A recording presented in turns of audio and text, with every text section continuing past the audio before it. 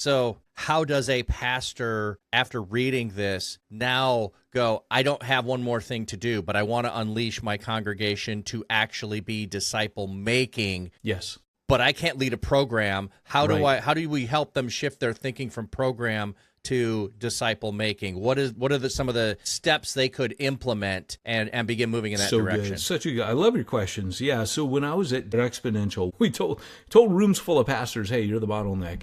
And they agreed. Like, that actually resonated with people more than anything.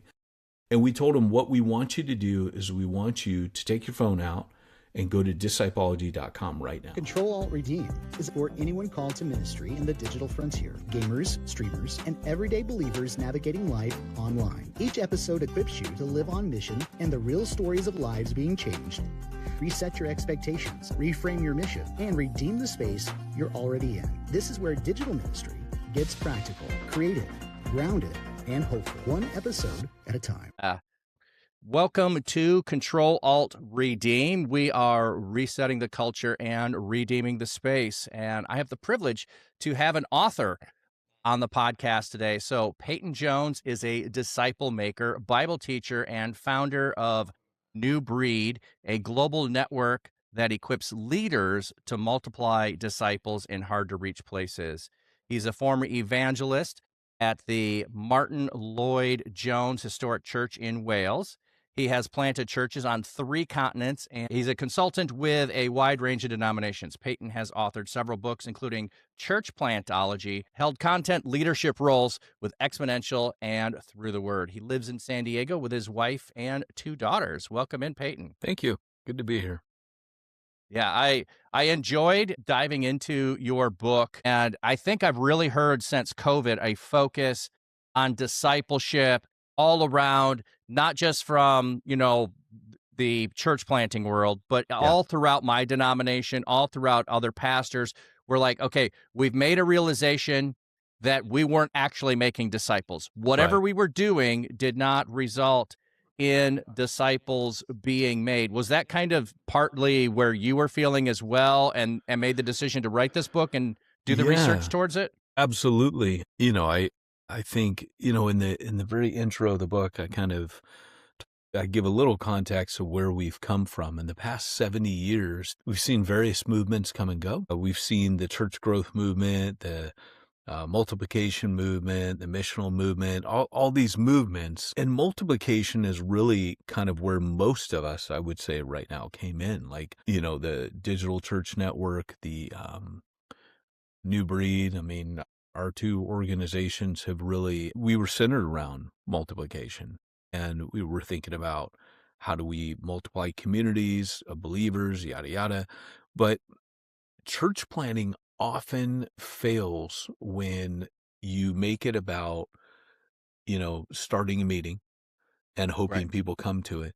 Whereas Jesus, he didn't start there. He started back in the Gospels. Before Acts, he started in the Gospels for 3 years when there was no church per se. And I know this will really resonate with the DCN crowd, which I'm a member of, by the way. I've been a member back when I was on Exponential and you guys kicked off. So I'm in here. I've been on here before, and I really love the work you guys are doing. It's really pertinent to the conversation we're going to have today, probably more than you realized. And I'll get to that. But yeah, I mean, I got it wrong. I put the cart before the horse like everyone else. We're all products of our environment. And, I went to Exponential, was super excited, church planting, let's go. A29 was out there, Tim Keller, City to City. It was go time for apostolic leaders. Like, we were all about church planting. But when I was writing Church Plantology, it was actually during COVID. And I believe that was the end of the multiplication movement. I believe that when the church locked down and the church could no longer gather, people started thinking about, well, how do we scatter then? And I think, like DCN again, it was one of the answers to that question. Church, how do I just reach the people around me? All these things started springing up. And so I believe scholars will look back on, 2005, right now scholars agree that was the start of the multiplication movement with the Burning Bush Conference. But the lockdowns in 2020 we're the end, I believe. And I believe that scholars will look back and say that what we are currently in is the mobilization movement, which is a return back to the Gospels, maybe saying we'll get to Acts, but if we get down what Jesus trained the 12 to do in the Gospels, multiplication will take care of itself. And that was mobilization. He mobilized 12 people when there wasn't a church and there wasn't such thing as a church. He taught them how to mobilize, knowing that they would be able to multiply down the road.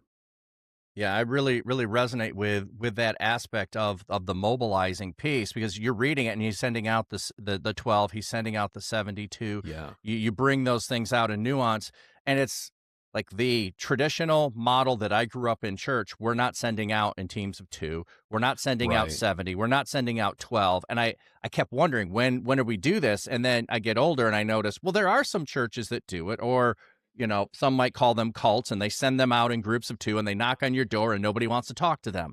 And it's like, well, this isn't what Jesus was sending out to do either. So it was like, where did that get lost along the way? Uh, And we'll get into a little bit of the 3 T's. I don't want to jump ahead there, but as I was thinking about that, like the only place where I really felt like I fully had those 3 T's was that time in seminary. I had all 3 of those T's happening, but I go back into the church to serve, and now those things aren't happening. It's like, so why can't we do that? So as I'm just resonating with, there are some barriers to us doing it. What are the barriers still in place? So now that we've got a few people saying, yes, it needs to be mobilization, it needs to be discipleship, what are those barriers still that the church is going to have to overcome? yeah, it's really good because, you mentioned the 3 T's, and the way that I walk people through those is I say that basically all of us have experienced one of those at least. If you boil everything that Jesus did over his 3 years to make disciples, there were 3 things he did. Number 1, time. He spent time with people. Number 2, he taught them. And number 3, he tactically engaged them to develop them on mission. So time, teaching, tactics. And literally, like, I'm not joking. You can put anything he did into those 3, right? Leading up until like his crucifixion, that was unique. His resurrection, all those were unique. But they were for something different. But within his earthly ministry, you see those 3 buckets. And so most of us came to church where there was one of those, and that's normally teaching, which people associate with a Sunday morning, right? That's the main event. It's the sermon. Everything is geared around the sermon. Whereas like churches of old, the peak, the climax of a service would have been the Lord's table, right? It's not that Right. now. Now it's the sermon. Now it's And so the teaching would be at the height. So most of us come into it and we thought that's how you make disciples, teaching. Well, Rick Warren in the 80s looks out, he's gathering thousands of people at Saddleback.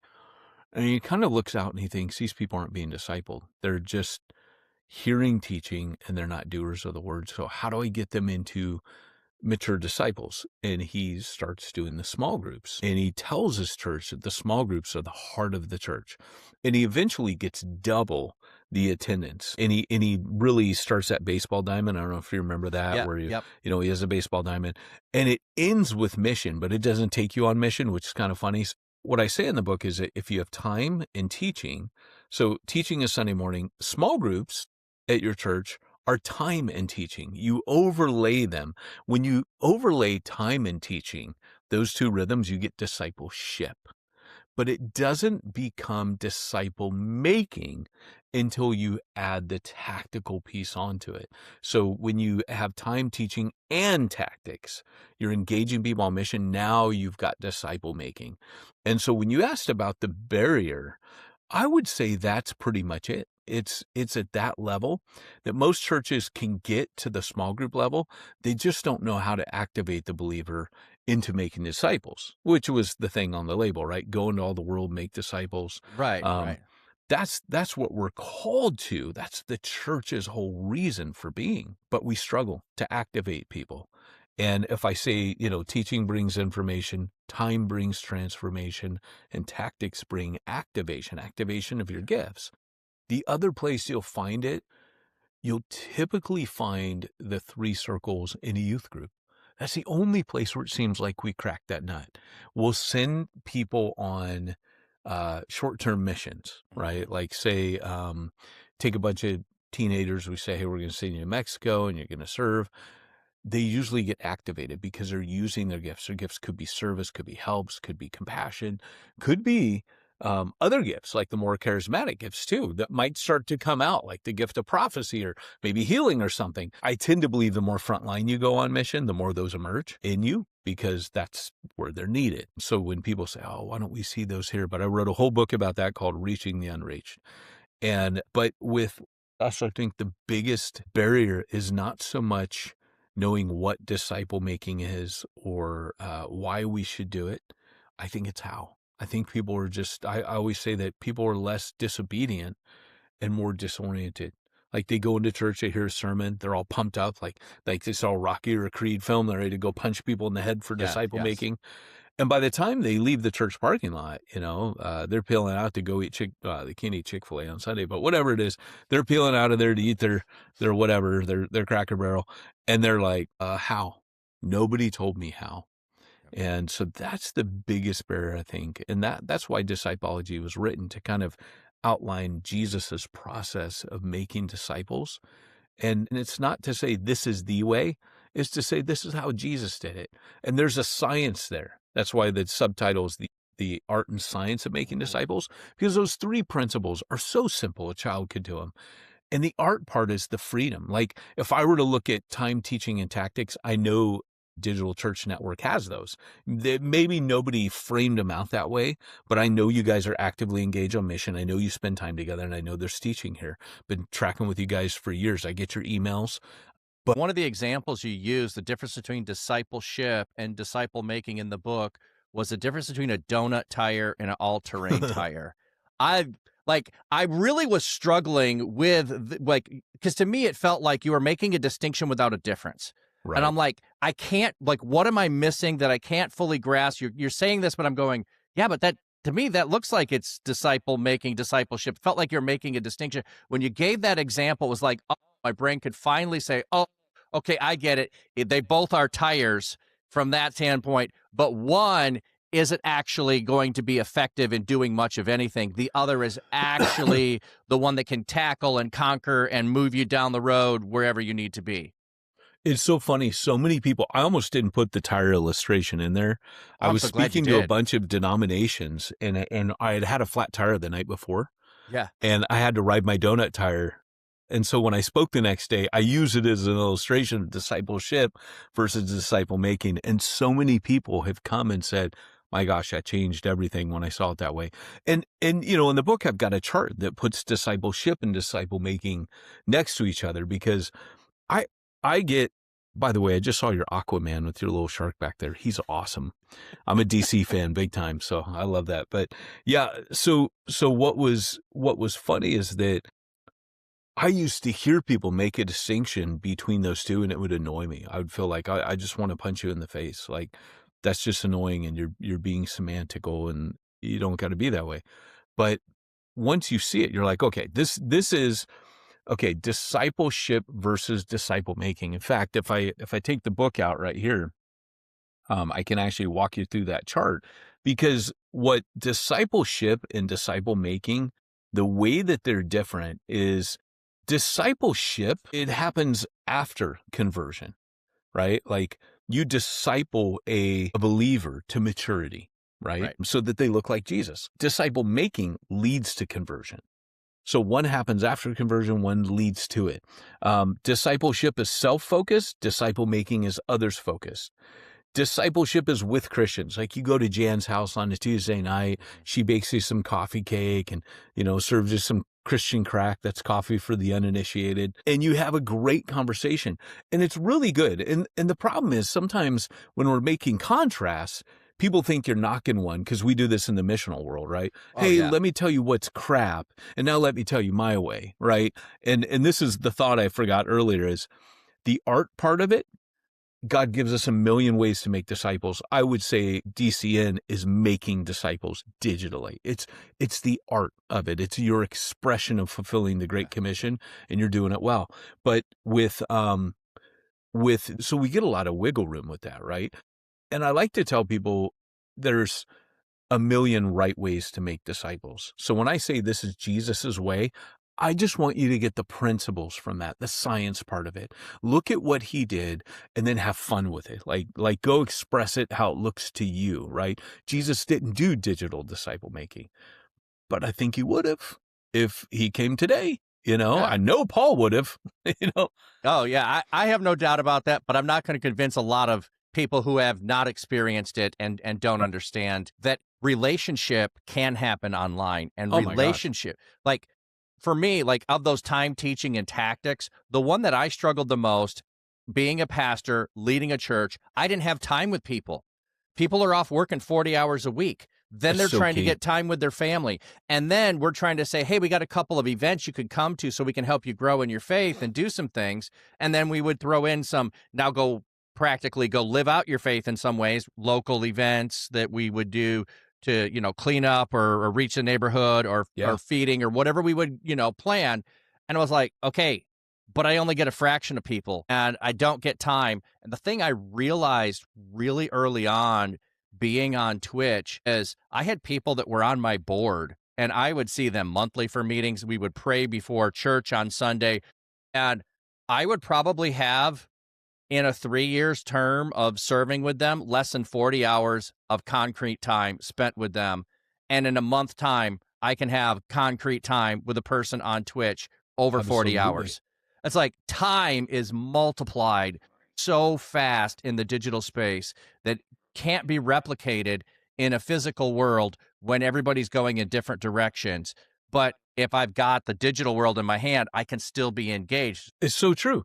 So like here we've got a book, right? I've got Disciplology here. There's a digital Disciplology plan, and that is the MVP. Like literally. So I couldn't see digital church. This is probably a good aside for us to have because I got to go back to your question, but it's probably a good. It was Chesley Lundy who I was talking with, who he kept calling me up, and at one point he talked to me, and I couldn't see it. I'm like, because I've always been an incarnational guy. Yes. And I was resistant to it at first. And he was patient. He kept talking to me. And I'll never forget, I was up in Lake Arrowhead. I was we were doing a film project and I was with these people. And I was on this balcony overlooking Lake Arrowhead. And I remember talking to Chesley, and Chesley said, well, Peyton, don't you think that if the Apostle Paul were here today, he would use digital as the next frontier? And the penny dropped. And I went, oh my gosh, like here I am, this guy that's Pauline, right? Like I'm super Pauline in my missio praxis. And I'm like, dude, how have I missed this? Right. Yeah. And so believe it or not, Disciplology is a digital tool. The book is a tool to help you, but really the Disciplology plan is a digital tool primarily. We're seeing people like I had a woman the other day. She was an invalid. And by the way, when we beta tested this, 3,000 people signed up overnight. Yeah. And then they each go get their church planning partner. Only half of them did it. So we had like 5,500 people, right? Or there's 45, sorry. 4,500 people. So almost 5,000 people we've got now. You just look at that. And this one woman, she had signed up and her church planning partner is going to have to be her husband. But they reached so many people because it was a digital tool and it's just like, honestly, you guys, like thousands and thousands of stories that we're getting in. I work for an organization called Through the Word as one of their main teachers. And so it just made sense to put these two together.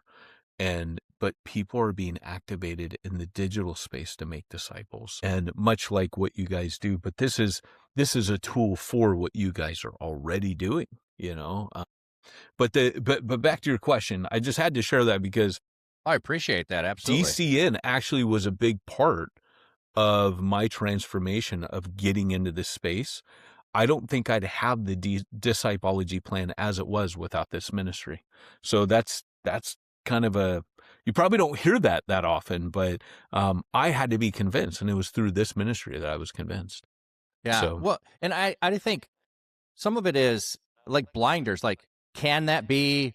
I don't know if it can be or not. Yeah. Early on, as I got into DCN and now we're theChurch.digital, it was a couple of people saying, no, we have to figure out theologically whether this works or doesn't work. We have to answer all the theological questions and do it. And I'm like, Yeah, I don't think that's how the Holy Spirit usually works. The Holy Spirit usually pushes the church in a direction it's uncomfortable with, and then later we figure that out. Yes, it's okay to go to Gentiles, those Right. kinds of things. Yes. So it was kind of like, for me, I mean, I'm one of those weird people that 10 years before COVID, I was live streaming my church service.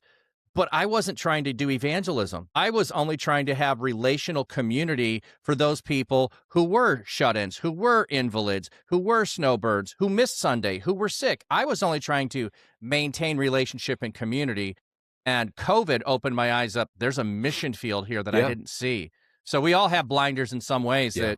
that at some point the Holy Spirit can pull those off and we go, oh my goodness, I did not know that this is what God could do. That's great. It's great. Well, and I probably didn't mention the invalid woman. Yeah, she's reaching tons of people. So it's funny because this gave her an outlet. When she first heard of this, she's like, "Oh, that's not for me." And her husband said, "That's why you need to sign up for it and do it." Right. And so going back to discipleship, again, it happens after conversion. Disciple making leads to conversion. Discipleship is with Christians, right? At Jan's house, drinking coffee and eating coffee cake and talking, some topic. Is with non-Christians if you're disciple making. It's a weekly event, discipleship.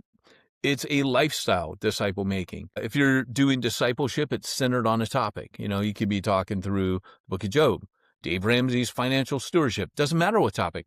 Disciple making, centered on Jesus. I need to tell you about Jesus, and you need to follow him. Discipleship is an investment in self. It's really like your self-improvement. I want to grow spiritually. Disciple making is an investment in others. Discipleship ends with you, right? Your own development. Disciple making ends with others. Now, you would think what I'm saying is one is better than the other. No, they're both essential. If I had a diagram here, I'd show a feedback loop. Disciple making causes the need for discipleship. Discipleship causes the need for disciple making. It's a feedback loop that never stops. Because once you go disciple making, you create this problem. Now you got these groups of people. What are you going to do with them? Right. And that problem, I think, leads to you have to mobilize people to do it, because I have limited capacity. That's now, right. my capacity might be different than yours, and I might be able to have more acquaintances than you. I might be able to have 70 and you can, have 50, whatever it is that you can be working with. But that's it. Yeah, it's an automatic. I can't do it. We have to mobilize. Right.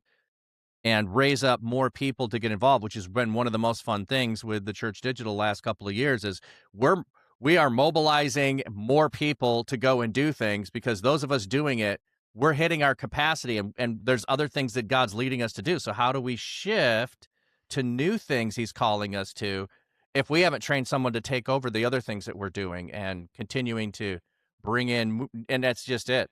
Like, finding the new people is disciple making. We're constantly seeking that new person, bringing them in, getting in front of them. We were talking before we got on stream about being a Twitch streamer, and we're not doing this podcast on Twitch, but I love that moment. I have that brand new person in there and I can start having a conversation with them. My newest conversation is with someone who grew up in the church, felt abused by the church, left the church, now is trying to pursue science to show that God doesn't exist and all of these things. But a couple of things I said in there got him intrigued, and we're having a good conversation back and forth over the last 2 weeks, continuing to dialogue and say, hey, there's something that I don't understand that it seems you do. Let's keep having conversations. And I'm just trying to point them to Jesus. Yeah. That's all I can do. Like, you want to talk down the science path? I don't have answers for you. There's a dead end at some point, but I can point you to Jesus and let the Holy Spirit take hold there. Yeah. Yeah. It's good. It's really good. Yeah, I like I said, the tire, and I'm so glad you put that in there. That tire really helped me get my brains around it and realize, no, you're not just playing semantics here and that kind of thing. Because I know how that game works, and I use it sometimes too to try to sound smart. And when I'm probably got something wrong, I'll probably pull that out. But let's go into the 3 T's: the time, the teaching, and the tactics. How, because Jesus has them following around with him for 3 years on time. If we're doing that, and I know that in the book you flesh out the first year, the second year, the third year, and what he's doing along the way. But how do we do that in, disciple making when we might not have 40 hours with a person, Yeah, in a month time? How do it's we get good. time? Where do we invest in time? I know for those of us in digital, we think about asynchronous community, and that's just you leave a message in the community. When I get to it, I read it, and we go back and forth that way. Yeah. I'm so glad that you mentioned this because do you mind if I back up and kind of unpack Oh, that a absolutely. bit Go with ahead. Jesus? Yeah, Because do that. if this were like, the movie The Prestige, this would be the reveal, right? The magic trick is showing people, because this is what I did. Like back when I wrote Plantology and I realized Paul was on his first missionary journey. He was trying to go fast. He was all tactics. 3 to 4 Yes. months in each place, planting a church and then bye, I'll see you later, and just hoping they had enough to get him going, not raising up elders or whatever. He does on his final church, but like even when Sergius Paulus comes to faith in Acts 13, it just says, and then they left him, bye, like there was no like follow up. Paul was just, let's go, as many people as we can. And there was no time and there was barely any teaching because you need time to spend teaching, And so he gets back and the Galatian heresy has happened. They're a mess. I'm not even sure if they're saved. So he goes back on a second missionary journey, but he changes. He starts doing the things that Jesus did. Like he realizes I need to not just have the orthodoxy of Jesus. I need to have the orthopraxy of Jesus. So I realized writing Plantology, which was, I spell out Paul's learning curve. Right. But as I'm watching Paul, and there's a whole section where I say, this is what Paul started employing from Jesus. I thought, man, if I missed it, or if Paul missed it, then surely I missed it. Surely I need to go back and relearn from Jesus what Paul did. And that led to this book, right? And so what I did, Leighton, is I took it's behind me. I took a chronological New Testament. Oh, right. Yes. And I went through the Gospels, and I actually knew the scholars who worked on this because there's different versions. There's a couple like places for wiggle room, and I highly respected the scholars who did this. I had worked with them. They've been Bible translators, yada, yada. And I started going on this journey to map out what Jesus did in what order. And that's where I could see it. So in year one, just to give you a quick overview of the 3 years, time teaching tactics. In year one, Jesus primarily, like the first thing he does is he eats dinner with John and Andrew. After he comes up from the baptism, first thing he does, slows down, has dinner. If you're the Son of God, you're here to save the world, you're probably not going to slow down and have dinner with people. Then, after meeting their brothers, James and Peter, because of John and Andrew, he invites them to a wedding. Hey, come with me to a wedding, let's go. They go, and this is Philip and Nathaniel with him, by the way. He meets 6 people. In that first year, he only has 6 disciples. That's important to know. As he goes to the wedding of Cana of Galilee, his family, friends, it's a day's journey there. It's 7 days at the wedding, 1 day back. So now they've spent 9 days together. Now, that's an epic road trip. If you've ever been on a road trip with someone, you either are best friends, bonded for life, or you want to kill them. So they're now bonded. They start going with him on the weekends, it says, to go to the synagogues, and local synagogues all around Capernaum, which is where he moves because that's where Zebedee and his sons are from. These guys are fishermen, the north coast of the Sea of Galilee. So he moves there. He settles for a year. They've still got their day jobs, right? Yes. They're still fishermen. And then when they're at the wedding of Cana of Galilee, so Jesus is spending time. Eckhart Schnabel estimates that in that first year alone, they spent 2 to 3 months walking during waking hours. That's insane, right? So they have spent huge amounts of time together, and all the conversations, John 1, John 2, John 3, John 4, these are all year one, right? All year one stuff, time, deep conversations, traveling, going to Jerusalem and back. That took a few weeks.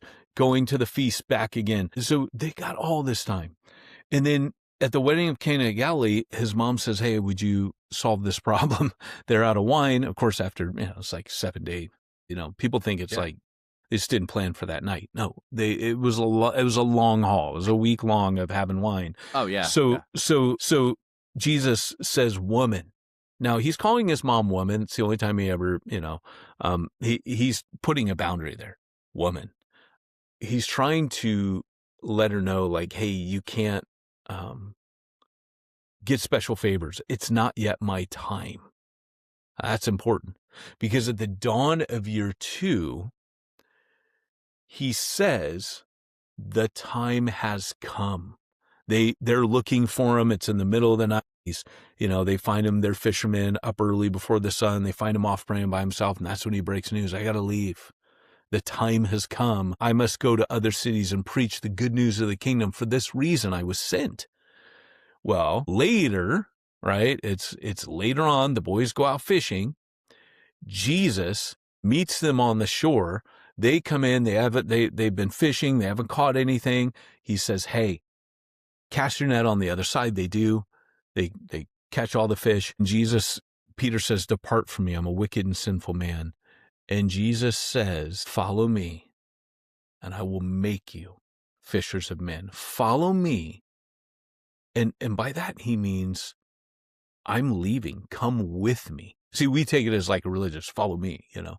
Yeah. In the first year, come and see was what you're thinking. He keeps saying, come and see, come and see. That's time. That's the time rhythm. Year 2, it shifts.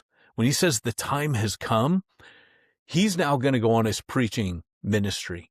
That's what he's inviting them to come to. So all the other gospel writers, Mark, Luke, and Matthew, Mark, and Luke, the synoptics, they actually start at year 2.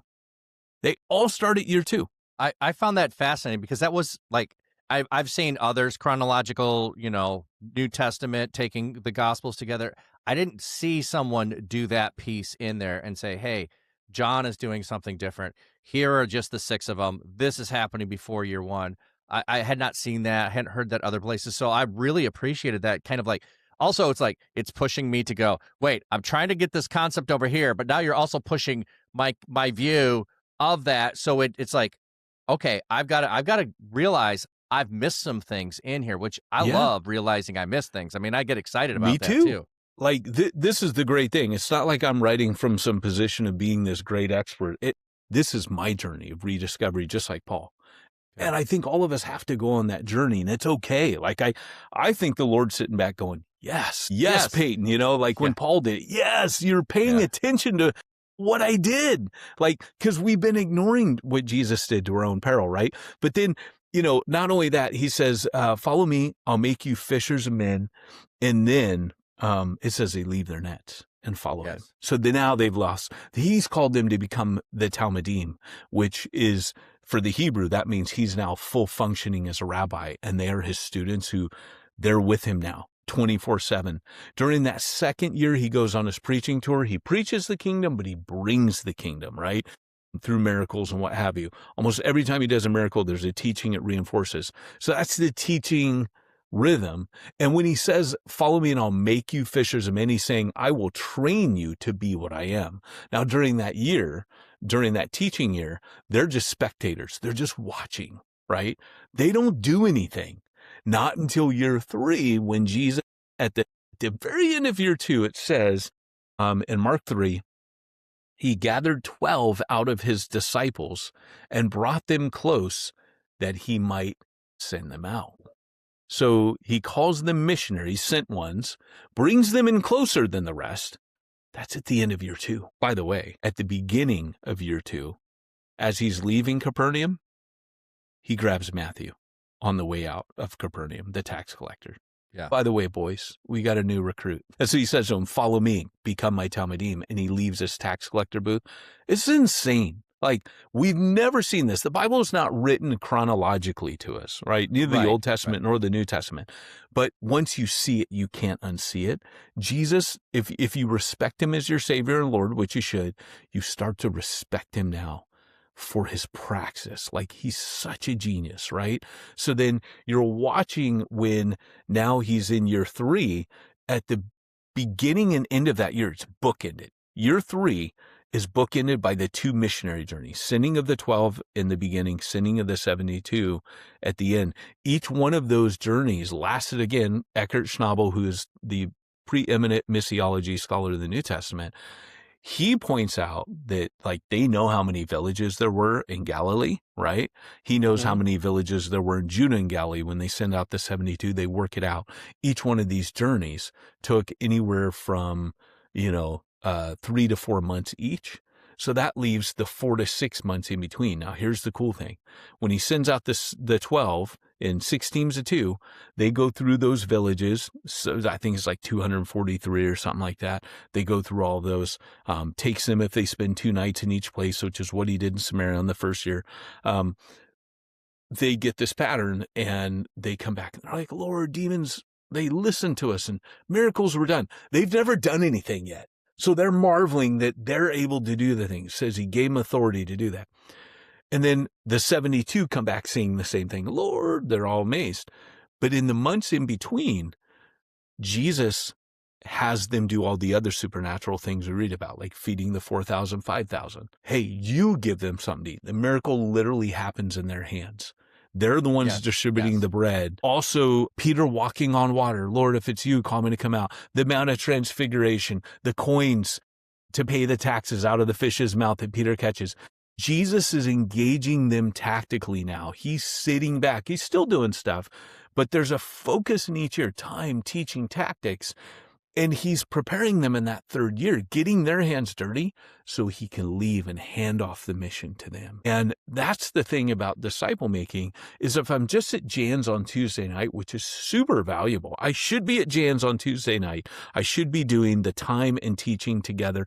And Sundays, by the way, for teaching, I don't knock that anymore because the teaching part is like a funnel. Jesus taught crowds. We're using Sundays correctly, actually, but it's the lowest form of church. Right? What you mentioned, the Church.digital, you've got the time and teaching, right? And the tactics is also there because you guys are always reaching out. It's like a neutral space for people. But the tactics piece, that's where if you don't move people into that, that's what this does. This starts to move you in. Your original question was, how do we do this now? Well, this is the cool thing. The Disciplology, time teaching tactics, there's no right or wrong way. It's a flywheel. You can enter it. And I talk in the Bible, in the book, I mentioned, even in the Bible, you see different people entering the flywheel, different points. Yeah. I like that. I think you also talked and used the example of Wesley and him traveling around and circuit riding and like I've always been fascinated by that circuit riding mentality because it somewhat is modeled after Paul. But you have to stay long enough in one place to actually raise people up and do that, and then you're intentionally coming back. So you're coming in with teaching and time. Yeah. And in that place, you've got to give them the tactics so that when you're gone, they can actually implement these things, or they're gone when you come back. You want to know something so cool? Like Wesley is the closest thing we've had in the West to the Apostle Paul. So like when you see like when he had his classes, bands, and societies, it's based on the 3 that Jesus discipled, the 12 that Jesus discipled, and the 72 that he discipled. Like Wesley said, I prefer the old wine the best. So he wasn't trying to innovate something new. What he said he was doing was trying to recapture, he said, something of primitive Christianity. And by primitive Christianity, he meant 1st century. So Wesley, yes, the circuit riding, he left those groups behind him. He was raising up circuit riders. And I mean, this might be an aside, but in Bristol, you can go to what's called the New Room. And he had taken over a congregation from George Whitefield when George Whitefield went to Georgia. And Wesley kind of took it over. He was an interesting character. He's one of my heroes, but you can't see it, but I got a little statue of Wesley on his horse there. But that sounds fun. Yeah, it's pretty cool. And what happened was they built this is called the New Room, and it's a chapel.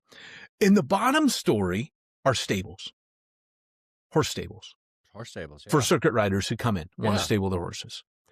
You go up these stairs and you've got the chapel, and it's a 2-story chapel. But then over top of that, you have another level, and it's the meeting rooms, and it's all these living quarters, little apartments, all ringed around a central common area that had a library and a lecture piece. So the circuit riders would come in every week, not the same ones. He had a road. He was highly systematic like Paul. He would teach them there, and then they would stay there for the week, and then he'd send them back out. And he had this pulse when he was back, because he was normally out on the road himself. So he would pulse this to meet with the circuit riders at regular intervals. And he was, I mean, he really was the closest thing we've had to the Apostle Paul. But the time teaching tactics, it's exactly what he did. And I map that out in the book and show in detail, because I'm such a history buff. But what's amazing is that if we go back to that conversation we started with in the last 70 years, and this will really appeal to the Church Digital, because every other movement that we've had so far has been telling you how to do church, right? Right. Do this, do church growth, how you do church better. You know, make sure your announcements this way, and your screen, and your this, and your worship. The missional movement. Oh, this is how we do church. We do it in homes, and it's got to be like this, and you got to drink wine. You got to, all this stuff. You have all that, and I laugh, because that was all good, but all of it focused on how we're gathering, right? Right. Wesley didn't care. He was an Anglican till the day he died. He didn't want to start another denomination. Yep. He died an Anglican. When he died, Charles Wesley said, right, now's our time, because he was always arguing to form a new denomination.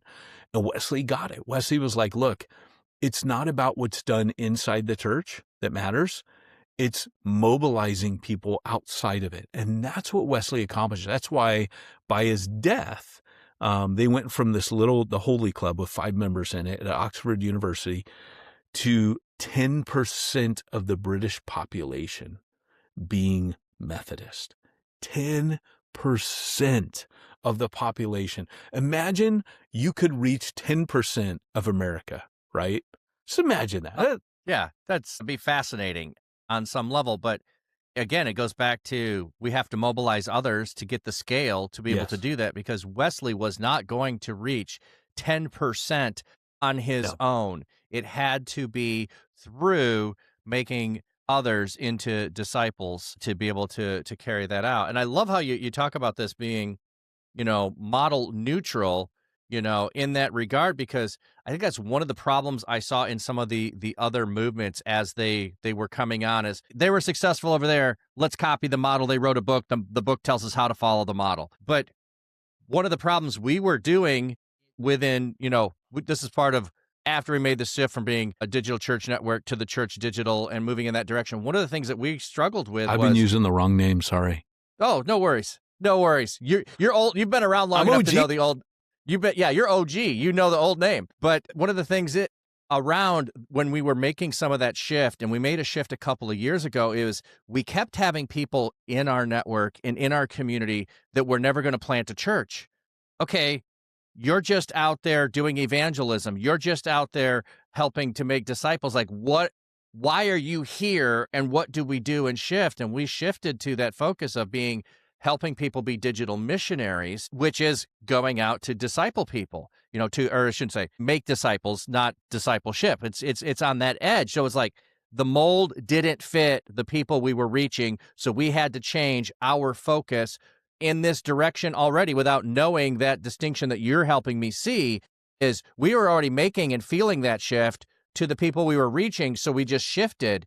Now I've got more framework to say, we were sensing and feeling some of the same things you Absolutely. were. We just didn't have all the language to say this. We were looking at it from we're reaching more missionaries than church planters. That's what we're doing. So we're going to shift in that direction. But some of them aren't even going to be full-on missionaries. They're just going to disciple and find one or two and then help them. And that might be it for them. That's it. And that's good. It's and that's totally wonderful, because they've been mobilized and put on mission. And instead of and I have no problem with people attending and sitting in the pews, but so many people that I know who have sat in the pews for 30 and 40 years, and you try to convince them that they have enough teaching to go out and do things, and they want to learn more before they go. Yeah. And I'm like, what am I going to teach you? You just need to go. It's so good that you say that, because, most people that read my stuff, because it's always the way that I always write about what I've practiced, right? So it's always coming from a practitioner base. And then I see if I can train others. If it trains well, Right. because, I'm with New Breed Training. If it trains well, then I codify it and write a book with the principles. And that's why practitioners like you and others, like particularly within Church Digital, exactly what you said. This is what we're doing. Like, my stuff always resonates with practitioners because they've been doing it. But like you said, like, that's actually kind of my mission, is to put language to what practitioners are doing. Oh, So yeah, totally appreciate that. Yes. because I am really, really self-conscious. I don't want anyone to think, like, read my stuff and think, this is my way, or I'm clever and I came up with this new thing. It's the opposite, right? I am discovering what others have done. It's why I quote other people so much in my books, because it's borrowed brilliance. Number one, there are a lot of practitioners out there doing really cool things, and I always feel I want to honor them in it. And number two, it really is like Plantology is really the genius of Paul, and this is the genius of Jesus, not the genius of Peyton Jones in either case, right? But as a practitioner, it's like when I became a missionary, because I was overseas 12 years, I started reading Acts differently because I wasn't smart enough to read the scripture and go, that's what we should do. Because it's not really prescriptive, it's more descriptive. Yes. But the principles are embedded there. And when I would practice things, I'd go back and read. So I read Acts so differently now than I used to as a pulpit expositor, right? Which is what I started out as. And I think for most practitioners, they're going to just be like, finally, someone's speaking to us. Like, it's not all this theory. And I'll also say this. I really appreciate you said, I appreciate the person that sits in the pew. Because one thing that discipology really points to is there's a time, like Jesus, he slowed down. Like, Yes. in the time rhythm, he slowed down. And for some people, when they're sitting in the pew, they need that. Like, one thing the Holy Spirit would not let me do in this book was criticize anybody. And Yes. like when we're in the missional camp, we can criticize easily because we're passionate about mission. And on this book, I really felt the Lord just next to me going, you don't. So if somebody's just in the teaching sphere, we celebrate that. Hey, you're too, because people are like, oh, your church just has teaching. And it's like, well, you know what's worse than the teaching? Having teaching, no teaching. No Yes. teaching and not hearing the gospel and not Right. learning. So, hey, praise the Lord for Sundays if teaching is the Absolutely. focus. But I'm going to celebrate when you add that next rhythm on top of it. Yeah. And so, man, I can just tell you, like, that changed everything, that approach, because I think that's how the Lord is. I don't think the Lord is looking at the guy sitting in the pew going, hey, why are you just sitting in the pew, you bum? I think the Lord, like the Holy Spirit is always so, and you know this, right? Because I know you guys are activating people, the person who doesn't think they can do anything. And then they take those baby steps and the Lord turns up and meets them. And they're like the apostles are so encouraged. Hey, Lord, that, like, they're as shocked as anybody. Oh, and, yeah. and you feel it's like when a parent is watching their baby take the first steps. I'm going to start crying, but like, that is so beautiful when you see that. And that's how the Lord is. And that's how I feel in this book. So I wrote another book. I should probably tell everybody there is another book that came out at the same time that you can't see it because I got that dumb blur thing on, but it's Journey to Disciple Making. Okay. And it goes with this. So the way these two books are different, this one is, it's for the eggheads. It's for leaders. It's for people who are like, hey, I want to understand the science and art of this. I want to know the principles. This is actually just the quick start. I don't tell you this is the 3 T's. I don't tell you any of that. Well, I do actually a little bit tell you that, but it's not a deep dive.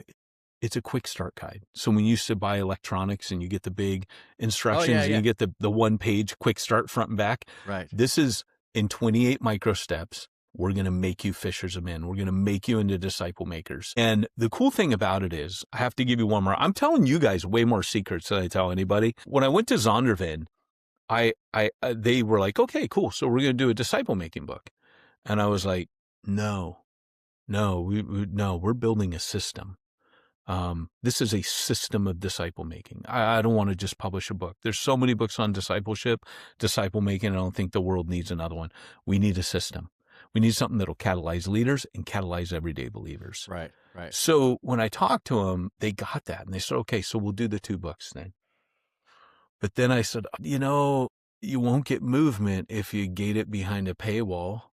because there's people who can't afford books. And if you're one of those people, please write to New Breed and ask it, like, if you can't afford a book, I'll send you a book. But we made everything that's here, that quick start guide, 28 steps. This is a full length book. We digitize it. I asked Zondervan, can we digitize it? So this is where it becomes digital. On the Through the Word app, there's the Disciplology plan. Right. And you don't even need the book, because you know who this resonates with a ton is youth. So like we went to FCA Absolutely. and they didn't even wait for the book. They just started just doing it. And we're like, oh, okay, like that's what youth do. That's why Jesus approached a bunch of teenagers. He bypassed all the leaders. And so we knew if we gated it behind a paywall or read a book, kid, you're never going to get movement, right? So what we're doing right now is we're telling pastors, you're the bottleneck, believe it or not. Absolutely. That was kind of where I was going to go with my next question is, okay, so how does a pastor, after reading this, now go, I don't have one more thing to do, but I want to unleash my congregation to actually be disciple making, Yes. but I can't lead a program. How Right. do we help them shift their thinking from program to disciple making? What are some of the steps they could implement and begin moving in that So direction? good. Such a good, I love your questions. Yeah. So when I was at at Exponential, we sent people, we told rooms full of pastors, hey, you're the bottleneck. And they agreed. Like that actually resonated with people Yeah. more than anything. And we told them what we want you to do is we want you to take your phone out and go to Disciplology.com right now. So they go there. And then there was like a referral when you get there where it's like, we have a little text and we help you send it. And it's, hey, I'll explain this later, but I want you to download this system for disciple making. It's free, but we can talk about it later. What we told leaders is where Jesus started in John 1 is he grabs 3 people who each, like what people don't realize is Jesus only grabbed 3. He grabbed John, he grabbed Andrew, he grabbed Philip. John went and got James, Andrew went and got Peter, and Philip went and got Nathaniel. Jesus called 3. They each called their disciple-making partner. That's your first step on here. Grab your disciple-making partner. So we told him, hey, as a leader, we're going to ask you to put yourself in the place of Jesus. You're going to catalyze 3 people today. Because as a leader of the bottleneck, you're going to overthink it. You're going to want to like you said, you think it's this big program, this heavy lift. Your people will just get started. If you pick 3 potential disciple makers, you just get them going. We'll hold their hand. We'll walk them through it, right? And they don't even need to buy the book. They can do it all digitally. And that's where their community is, much like Church.digital. You guys have a community. There's a community. So this is very familiar to you guys, right? But you literally just get started right there. And it works. It's actually what's been happening. Yeah, absolutely. And I'm just going to speak a minute to any of my Twitch followers who are watching here. Like all of you that have your own Twitch community and your own Discord server, like get on board with this. Don't think, oh, you're just talking in this theoretical church thing. I'm just a streamer. No. Like that's what I love about this. Like you are already being called into the digital space to make disciples, and you feel it and you know it. Here's a way for you to unleash your communities to multiply well beyond what you're doing and have capacity to do, because frankly, I can't disciple 72 people at once. I can't do that, but I can take 3 at a time, which I often have been doing over the years. Is I have identified 3 people and I help coach them and I help do things. And it's not this program, but it's other focus that I've done. And 3 seems to be a really manageable number to bring along alongside of and invest in. So really simple. And I just want to encourage you, don't think this isn't for you. If you're watching this, go get online, start doing it, see what you can do. And if you don't have 3, start with 1. Yeah, thanks so much. And I was going to say to any of your Twitch streamers out there, if you want me to come on and talk about this, I'm happy to do that. I'm actually, Leighton, when you said that right then, I'm just thinking, man, I am so intrigued by, because you and I were talking before, I'm on Twitch, right? I watch, Yeah. I'm a gamer, and I think all cool pastors are gamers, right? But, the thing is that, man, like I am so intrigued because if you're in this space, you're a practitioner. You're already a practitioner. Yes, absolutely. It was back because I'm OG on World of Warcraft. I played first year, right? I was vanilla. Oh, wow. And Man. because I'm old, look at me, right? Me and Metzen are the same age. By the way, Metzen's a believer. If you don't know who Chris Metzen is, he's a believer. I was good friends with this pastor, and I met him through so he's a believer. So every once in a while I'm chatting with Metzen, but man, I tell you what, the thing is that when I joined my first guild on World of Warcraft, and people found out I was a pastor, I had people come in and talk to me about suicide. I had people come in and talk to me about divorce.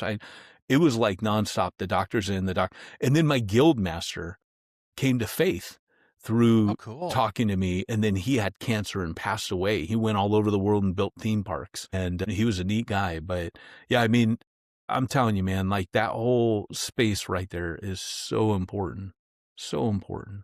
So yeah. And one of the within the Church Digital, I spend most of my time, and as does Andy, another one of our senior leaders, over in the Twitch space. That's where so cool.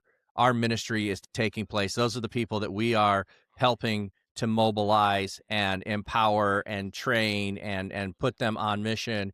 But having come from pastoring churches, having come from pulpit ministry, I still have this heart for going to the church who the pastor is doing everything they can, knows that they're not mobilizing their people, but doesn't know what to do. And frankly, Sunday's coming and they've got to preach.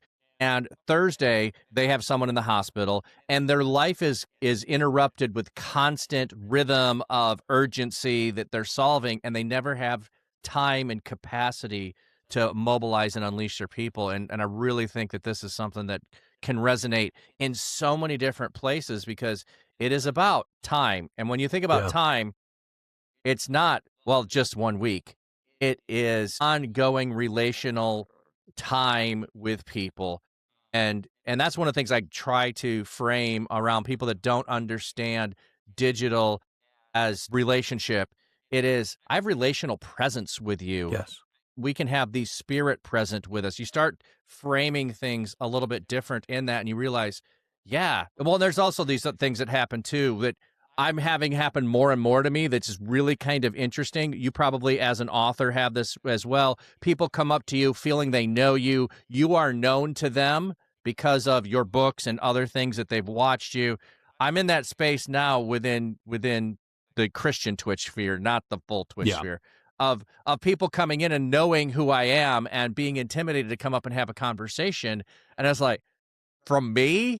I'm like, nobody, come up and talk to me. Like, I love talking to people and helping you get to what God's calling you to. So I really appreciate you being able to give this away and not just say, yeah, it's brilliant, it's good, but I got to get paid for it. Or that Zondervan was willing to say, sure, we'll let you have electronic copies, because sometimes they don't always, and you need to do that. Yeah. I mean, it really is amazing. And, what you said there is so important. There's a guy named David Sunday who also writes about disciple making, good friend of mine. He told me that his mentor said to him that the secret to ministry is shifting from spending less time with more people, like a Sunday morning, and spending more time with fewer people. You will have a greater kingdom impact when you do that. Hey, to your audience, if anyone wants to get a hold of me for any of the things I've talked about, you can go to Disciplology.com, but if you want to personally connect, it's Peyton@newbreedtraining.com. If there's any way we can help or serve or what have you, want to get in touch to stream or whatever, thanks so much. And I appreciate so much, Leighton, you having me on. Oh, I appreciate you. Thank you so much for being on here. I will be sharing this with as many people as I can, encouraging them to check it out and get involved and just see what God can do in and through. So, Peyton, been a pleasure. Thank you for joining me. Thanks.